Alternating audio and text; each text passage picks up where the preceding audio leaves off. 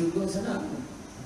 Tetapi kita kena memilih macam mana. Macam kita pun, lelaki pun sebenarnya dah ada jalan-jalan soalan bocor dah ada. Soalan bocor dah ada. Dalam surah dalam surah Al-Ahzab kan, cerita tentang Nabi kita. Macam mana Allah Ta'ala sebut, liman kana yarjullaha wal yawmal akhir wa zakarullaha katsiran. Siapa nakkan rahmat Allah dan nakkan hari akhirat, maka ingatlah Allah banyak-banyak. Kita dah tahu, bukan tak tahu. Ingat Allah banyak-banyak. Datang majlis ilmu, kita duduk di taman-taman syurga tahu. Tapi yalah macam hari ni ramailah, cuma yang tak datang lagi ramai kan. Itu je. Jadi bila kita buat program, kita buat satu program Qiyamul Lail, benda ni untuk kita. Sebab tangisan kita di waktu Qiyamul Lail, tangisan yang ikhlas mengenang dosa kerana Allah, itu adalah insurans untuk masuk syurga. Sebab diharapkan orang yang berlinangan air matanya menangis kerana Allah, diharapkan tubuh badannya itu disampah oleh api neraka. Tapi kita tak nak juga menangis sebab benda-benda dunia. Yang tadi saya dah sebut tentang macam mana kita kerja dunia, akhirnya kita akan kecewa. Dunia itu sementara sifatnya, apatah lagi yang ada dalam dunia. Berapa ramai ibu bapa yang kecewa bila tengok drama, dia tengok drama macam mana anak tu dah kaya lupa diri, tengok cerita tanggap dah kaya lupa diri. Nak tunjukkan dunia ni kadang-kadang menyebabkan manusia jadi hilang pertimbangan dia terhadap akhirat ni. Dan akhirnya kita tu juga yang kita tanya, dah tahu dah macam tu, kerja juga dunia.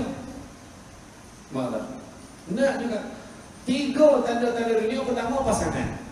Lelaki nak perempuan, perempuan nak lelaki. Tapi sementara sampai masa jiun, inna lillahi wa inna ilaihi raji'un. Suami dengan isteri, isteri akan tinggalkan kita atau suami tinggalkan isteri, tak tahu, tengok siapa mati dulu. Menurut kajian di Malaysia ni, suami mati dulu. Jadi orang perempuan, layanlah suami sebaik-baiknya. Bila-bila masuk ni, perjalanan. Tapi janganlah masak nasi sampai menggaung pula. Kan kau menangis, dan pada hari ni abang Rasdi, langsung tak sewa tu makan. Tak ada lah macam tu. Tapi makna kata, pasangannya akan tinggalkan kita. Jadi dalam sementara tu, biar kita sama-sama ingat Allah, suami isteri. Baru cantik mata kita. Bawa pergi masjid. Tak kira siapa penjamah datang. Sebab apa? Sebab Nabi dah pesan. Hanzalah, sahabat Nabi, pernah tanya kepada Sayyidina Abu Bakar, macam mana caranya kami nak mengelakkan diri kami jadi seorang munafik? Kenapa katanya macam tu? Sayyidina Abu Bakar kata, bila kami bersama dengan Rasulullah cerita syurga, kami terbayang syurga. Rasulullah cerita neraka, kami takut sangat terbayang neraka itu macam mana. Tapi bila kami berjauhan dari Rasulullah, kami mula leka dengan suami, leka dengan isteri, leka dengan anak, leka dengan keluarga, leka dengan dunia. Jadi macam mana nak buat? Jadi bila sampai soalan daripada Nabi, apa Nabi pesan? Perbanyakkanlah menyertai halaqah zikrullah. Perbanyakkanlah menyertai majlis-majlis yang mengingati Allah. Kita datang dengan ceramah, tak kira ceramah mana pun, mesti dalam hati kecil kita ni, orang tak dengar, dalam hati kita cakap, betul lah cakap Ustaz. Iyalah Ustazah besar, Allah banyak dosaku. Kita cakap-cakap dalam diri. Kalau orang dengar, ya banyak dosa kawan. Macam tu lah. Tapi orang tak dengar. Kita sendiri cakap. Kita masa tu keadaan kita memang nak ubah lah. Betul tak? Keluar daripada masjid, buat perangai boleh. Masuk dengan syamah, elok boleh. Itu sebab kena perbanyakkan, mudah-mudahan kebaikan itu menyerap kekal dalam diri kita, dengan anak-anak kita dan keluarga kita. Pertama, pasangan. Suami dengan isteri, isteri dengan suami. Sementara sifatnya. Kedua, harta. Kereta, berapa lama rasa baru? Cuba jangan. Beli kereta baru, berapa lama rasa baru? Berapa lama orang kampung, orang masjid tu, kereta baru lepas? Berapa lama? Lepas sebulan orang tak heran lah kereta, tak ada hari-hari nak tanya. Lawa kata, cantik kata. Lepas sebulan orang boring lah. Kita dah mula boring bila start bayar duit kita. Paling boring waktu mak hidup protek. Jadi tak payah nak lagak-lagak dengan kereta. Rumah sampai masa kita tinggalkan, tak bawa mati tu. Duit sampai masa habis. Yang ketiga, tanda-tanda dunia juga. Apa dia? Kekuasaan, kedudukan. Aku pegawai yang paling besar dalam negeri Selangor ni, tak tahu tu. Pegawai kerajaan yang paling besar sekali. Faham? Oh, mak Melaka sampai masuk duduk tepi tiang pokok pencen. Sampai masuk pencen tuan. Nak cakap apa? Tapi kalau dia semasa kerja makin tak belakang, sampai dia pencen pun orang minta dia sama-sama masuk dalam jawatankuasa masjid, jawatankuasa penduduk, bantu bangunkan masyarakat. Itu semua hidup kita ni semua tu. Nak cakap apa?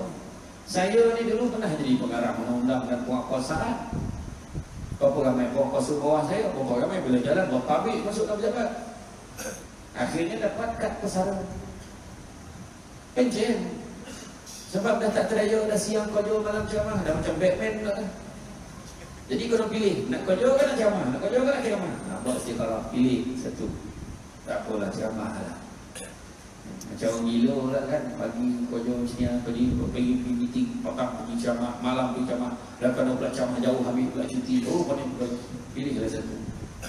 Muda-muda dapat kad pesara. Pergi hotel tunjuk kad pesara, dapat 10%. Saya sama dengan tuan dan perempuan yang dah pencet sama. Tapi nak beritahu apa?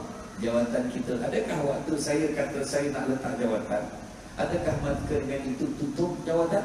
Tak. Orang lain berabot nak jawatan tu.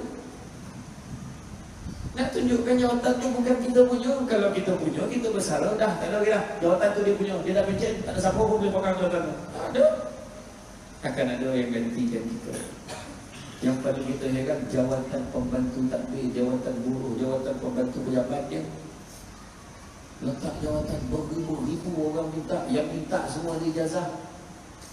Sebab apa? Nak tunjukkan hari ini orang pejabat-pejabatkan jawatan kan? Tu. Jadi kita yang dah ada tu syukurlah, jagalah elok-elok.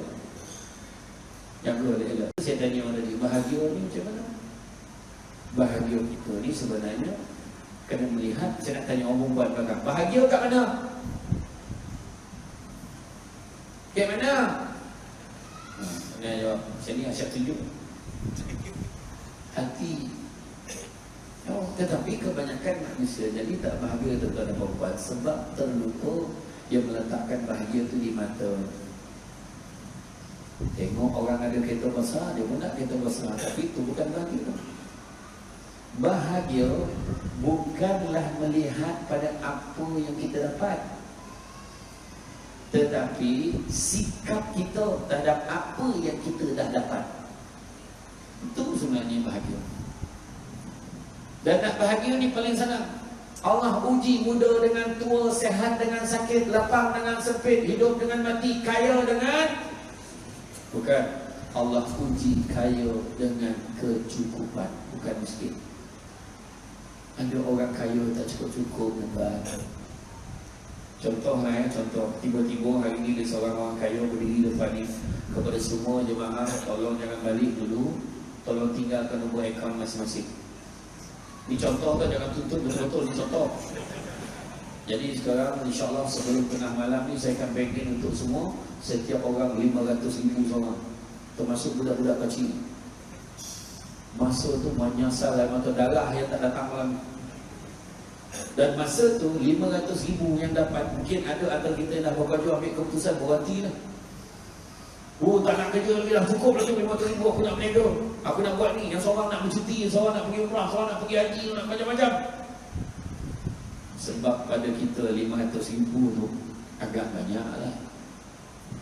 Rupa-rupanya ada orang ni atas dunia ni dalam bank dah ada 50 juta, tengah garu kepala mana nak cari duit.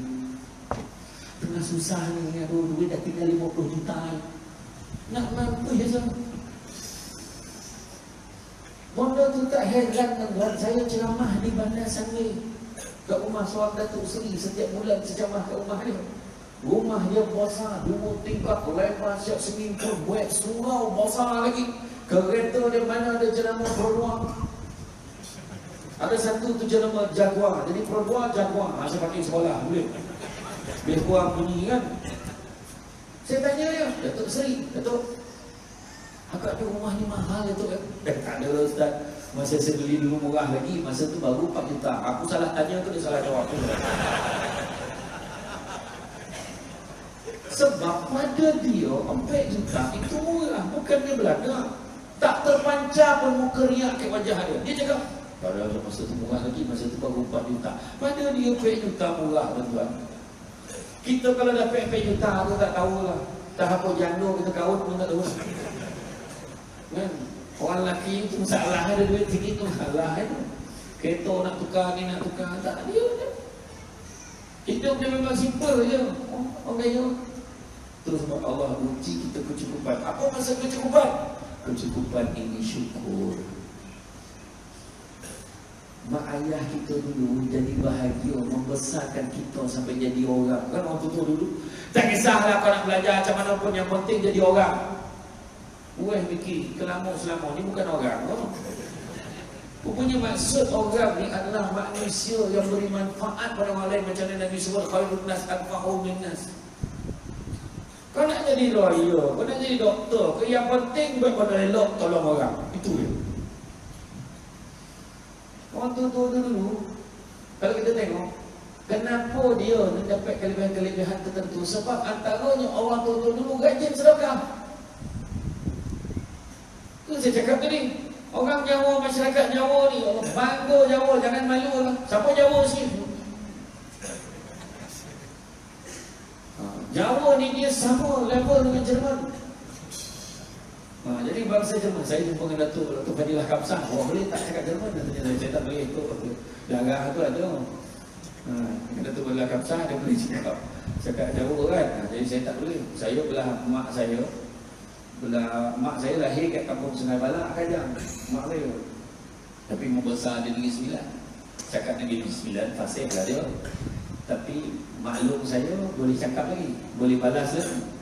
Sampai pak ngah saya boleh faham sikit-sikit, balas sikit. Sampai mak saya boleh faham sikit-sikit dan balas tak boleh. Anak lebih lagi lah, apa benar tak boleh. Tapi masyarakat Jawa ni satu kelebihan. Kedua, kerana susah hati kalau pergi tangan kosong. Mana dah? Mesti bawa beras, bawa minyak, bawa apa, tepung, gula, susu. Mesti bawa. Sebab sedekah. Sedekah. Kita tengok orang sedekah, tapi kita tak ambil pergi dari pengajaran tentang sedekah.